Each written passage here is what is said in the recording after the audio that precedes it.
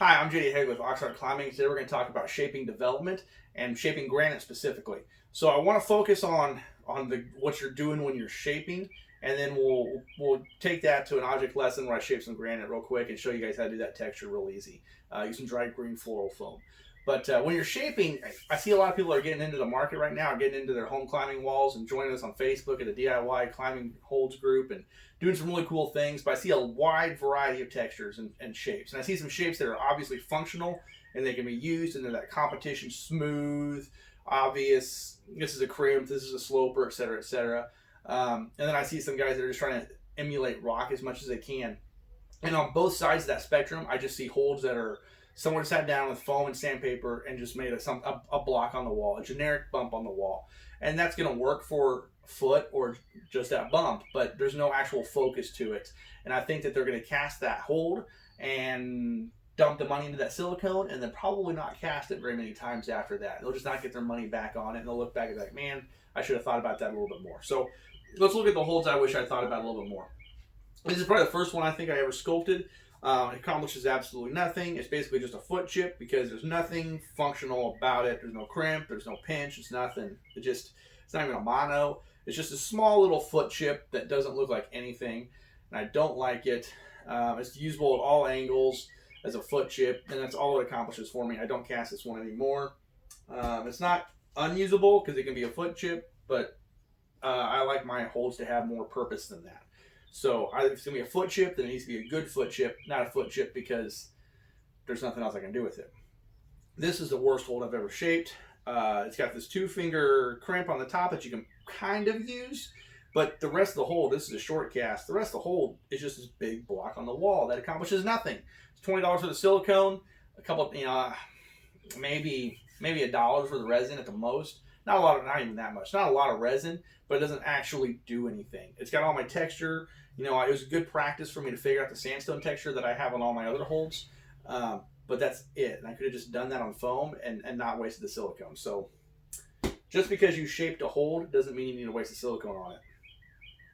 And then I got these guys right here. So these are where I'm starting to figure things out, but I'm not quite there yet. This hold I probably don't use I don't cast anymore, but I do use the ones I have. It's a really nice, comfortable jug. I actually really like how comfortable the jug is. The problem is that this washer sticks out on one side. And I can't even put the washer in the mold because the mold won't allow it. The post is too close to the sidewall of the mold. So I have to add the washer after the fact. And it's hideous. It's hideous. Terrible quality. So when you're making your jugs or any holds, make sure that master allows for you to set a washer in there, right? That bolt's not going to be so exposed to a wall like that. So another lesson. This is a sloper I made because I needed a sloper. Problem again though is I did the same thing that I did on that one. Both of those, same mold even. Both of those are, the post is too close to the sidewall and doesn't allow the washer to sit down in there. This one's easier to fix.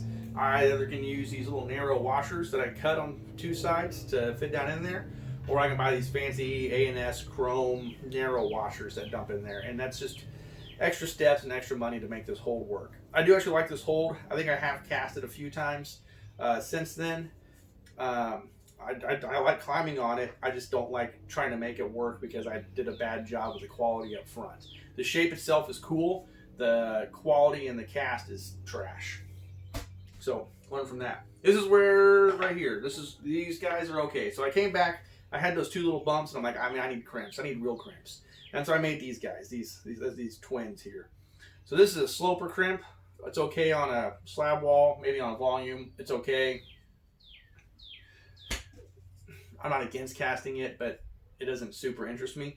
This brother, on the other hand, is this positive crimp that I cast all the time. So this one's like 20 or 30 milliliters of resin, so it doesn't take hardly any resin at all. So anytime I have any casting job, I've always got a washer in this mold so that I can just pour my excess resin over into that mold and make these. So I make these all the time. I've got probably more of this hold than I do almost anything else. Some feet I've got more of, but I've got a lot of these. They're positive. They're good on this wall. They're good on flat. They're good on slab. And they have all the textures that I liked. So this is my first good hold, I think, that the washer is properly secured. The texture's there. The edge is there. It's very functional. This is a solid hold that I'm proud of. This is the first one that I think everything worked out on. to any size. So that one's kind of a little crimp. This one's a nice big edge, and it's got the washer correct. It's got my logo on it, and this texture is what I use for all my other ones. This is where I feel like the texture clicked, the sandstone look clicked, and this is what I use for everything else. I mean, you can see it all the way across. So this guy, I came back and I said I need some edges. I need more than just that little crimp. I need a bunch of edges. And I created a bunch of edges, including this one. This is a big 4-finger, 5-finger edge that, I mean, I can even match on if I really have to. I really like this hold. It's got this first one I got my logo into. This is one where I really felt like I was accomplishing something with this shaping hobby I'd gotten into. Again, washer's not exposed. It's long enough that this pressure isn't being forced into some small parts. The hold, it's just really happy with it. So when you're getting into shaping, when you're going into these, you need to look at the degree of your wall, right? So I've been doing these holds now for a minute, and now I'm up to these hollow back, large pinch sloper things, and I love them, but I'm answering problems, right? I'm not just making a bunch of generic shapes, and then I'm going to cast them and then maybe use them. I'm answering problems. At my gym, we didn't have slopers and pinches. So while I was doing all of this, I knew that in the end, I needed to be able to produce slopers and pinches to fill that problem in my gym. And I've since done that. I've got this one. I've got this cool dish sloper up here. I've got a big ball sloper somewhere else. I've answered that question, and that was the goal. And so on your wall, what are you missing? Do you already have some holds? Is there a spot that you don't have in your training that you don't have holds for? Do you have pinches? Do you have slopers? Do you have crimps? Do you have jugs? Do you have, what holds are you missing on your wall? And are the holds you're shaping going to work on your degree of wall? So these edges that I made, I wanted some really tough edges, and I wanted a variety of them, and I wanted a different texture for my sandstone. So I developed these granite edges. And I really like these granite edges, and they're super cool on slab.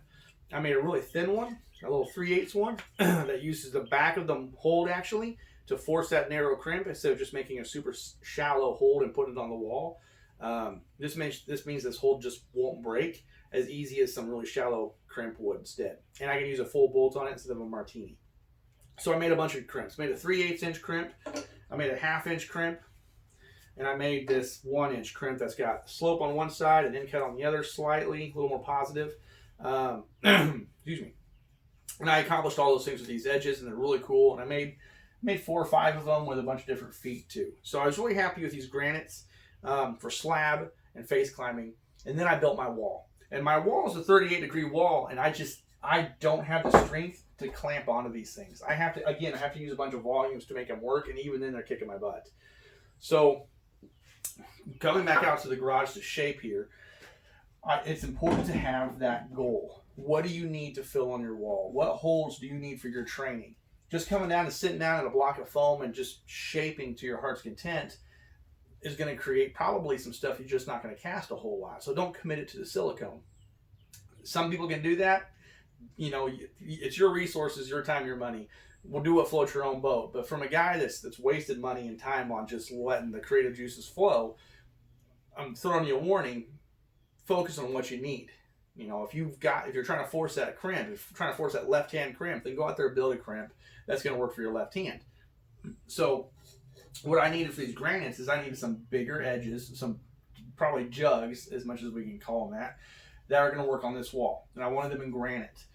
So I created this guy, which is a fairly positive end cut of granite. It's got some angle to it. It'll work left or right. And like I said, it's positive, and I can put it on my wall, and I can test it a little bit, and I can say, yep, I like that. That'll work just fine. I've made a couple little brothers here that are kind of the same boat. They're not quite as good, but they're big enough that I can pull on them okay. And this one's slightly more positive, slightly. And I can use those just the way they are, bolted straight to the face, and I can use them on a volume. And those are the goals that I had. I needed big granite faces that I could use without a volume, preferably. And I can use them with a volume too, but I wanted to use them without a volume if I could. And that's what I've got. The cool thing about granite is actually super easy to shape. You just kind of mark the places on the block where you want to break it, and then you break it, and that's what this texture is. That's all it is cracked foam. That's it. So I'm going to show you the videos where I shape these and sand them up and put them up. It's cool if you want to make them more positive or less positive. You just sand. If you want to make it less positive, you can sand this side at this angle. If you want to make it more positive, you can sand it at this side.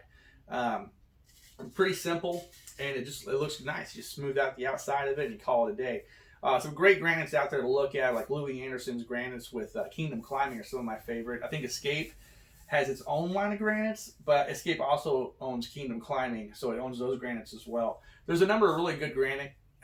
EC Element Climbing has some great, amazing granites actually, and so you can go out there and look at some of those and get some ideas for what you want, and then just go and start cracking your foam and seeing what you can get. It's really not that bad. So have a purpose, have a goal, know what you need out of your wall, because it's not cost efficient for us to create 100 holds and only use them each maybe 2 or 3 times.